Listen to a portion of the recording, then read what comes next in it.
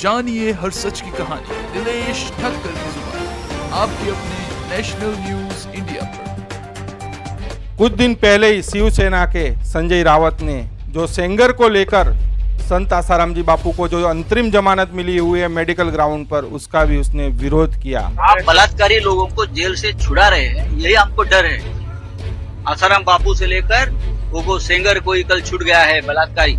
लेकिन यही संजय रावत ने 12 साल पहले हिंदू संत आसाराम जी बापू के लिए राज्यसभा में आवाज उठाई थी। हमारे देश में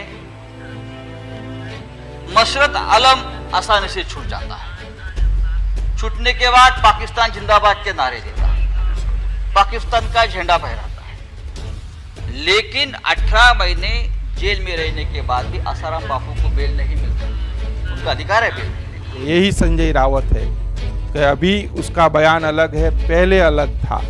मतलब ये राजनेता किसी के नहीं होते, अपनी राजनीति चमकाने के लिए कुछ भी बयानबाजी करते रहते हैं। तो मैं शिवसेना के संजय रावत जी से भी यही कहना चाहूँगा कि संत आसाराम जी बापू का केस और सेंगर का मामला पूरा अलग अलग है। क्योंकि सेंगर पर जिस लड़की ने आरोप लगाया उसने साफ साफ ये कहा कि मेरे साथ बलात्कार हुआ, लेकिन आसाराम जी बापू के मामले में जिस लड़की ने आरोप लगाया उसने कहीं पर भी ये नहीं कहा कि मेरे साथ बलात्कार हुआ। क्योंकि तब के डीसीपी अजय पाल लांबा जो जांच अधिकारी थे जोधपुर में, उसका भी साफ साफ यही कहना था कि जो दिल्ली से जो एफआईआर आई हुई है उसमें कहीं पर भी 376 यानी कि बलात्कार का कोई भी मामला दर्ज नहीं है। पहले दिन से हम ये कह रहे हैं, आप एफआईआर भी देख लें, एफआईआर में बच्ची ने 376 का आरोप नहीं लगाया।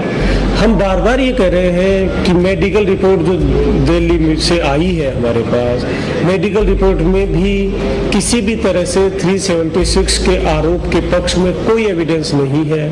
तो संजय रावत जी को पहले पूरा मामला पढ़ना चाहिए, देखना चाहिए, उसके बाद बयानबाजी करनी चाहिए। कि मेडिकल रिपोर्ट में भी कुछ नहीं निकल रहा है, एफआईआर में भी कहीं ऐसी कोई चीज़ नहीं लिखी है। तो ये केस और उस केस की मिलावरी आप आसाराम बापू से और सिंगर से क्यों करना चाहते हैं? मैं संजय रावत जी से कहूँगा कि इस धर्म को राजनीति से मत जोड़िए, उसी में सबका हित है। तो इस खबर को लेकर आप लोगों की क्या राय है? आप लोग भी वीडियो के कमेंट बॉक्स में जाकर आप लोग भी अपनी राय अवश्य रखिएगा। संजय रावत को ये चाहिए कि जब तुम राजनीति करते हो तो राजनीतिक रोटियां धर्म से क्यों जोड़ते हो? तुम धर्म जोड़ते हो, वो केस अलग है, ये केस अलग है। और फिर इस केस में तो क्लियर सबको पता हुआ है कि इस केस में फर्जी केस है। अजय लंबा भी डीजीपी वहाँ का बोल चुका था, इसमें कुछ भी नहीं है, कि मेडिकल रिपोर्ट में भी कुछ नहीं निकल रहा है, एफआईआर में भी कहीं ऐसी कोई चीज़ नहीं लिखी है। तो ये केस और उस केस की मिलावरी आप आसाराम बापू से और सिंगर से क्यों करना चाहते हैं? राजनीतिक रोटी से तुम्हारी है तो आपस की लड़ाई लड़ो, तुम हमारे संतों के बीच में क्यों लाते हो? ये गलत बात है, नहीं है। जब तुम इस भाजपा और एक में थे तब तुम बापूजी के फेवर में बोलते थे, और आज तुम उनसे अलग हो गए हो तो भाजपा से तुम बुराई मानो, संत से बुराई क्यों मानते हो?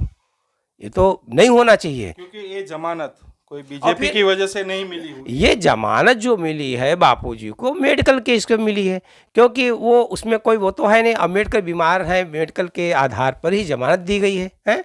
और मेडिकल के आधार पर जमानत किसी को भी मिल सकती है, वही मिली है उसमें। इसमें कोई नई चीज़ तो है नहीं, कोई ऐसा तो है नहीं कि चलो बापूजी को उन्होंने कोई कभी केस चल रहा है, नीची अदालत में हुआ था, ऊंची वाली अदालत में केस जा रहा है, वहाँ से केस आगे होगा, उसका क्या पोजीशन होती क्या होता अलग की बात है। 12 साल तक बापू जेल में रहे, तब किसी की जू नहीं रहेंगी हैं। और आज बापूजी मेडिकल, वो भी मेडिकल रिपोर्ट के में बाहर आए हैं। तो तुम जब बीजेपी से अलग हुई हो तब तुमको चुनचुने काटने लगे हैं, और जब बीजेपी में थे तो चुनचुने नहीं काटते तुम्हारे। तो इसलिए मैं संजय रावत जी से कहूँगा कि इस धर्म को राजनीति से मत जोड़िए, उसी में सबका हित है। कल पता नहीं किसका पलड़ा कब भारी होता है और कमज़ोर होता है, ये किसी को नहीं पता है। क्योंकि अभी कुछ दिन पहले ही जो महेंद्र चावला सरकारी गवाह है, मतलब आसाराम जी बापू के मुख्य केसों में पानीपत कोर्ट में झूठा साबित हुआ। तो ये तो प्रमाण तो मिल रहे हैं ना।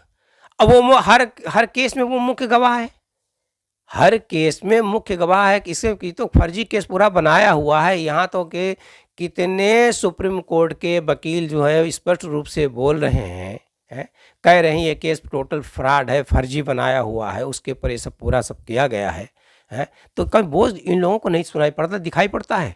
या राजनीतिक रोटियां ही सेकना जानते हैं लोग।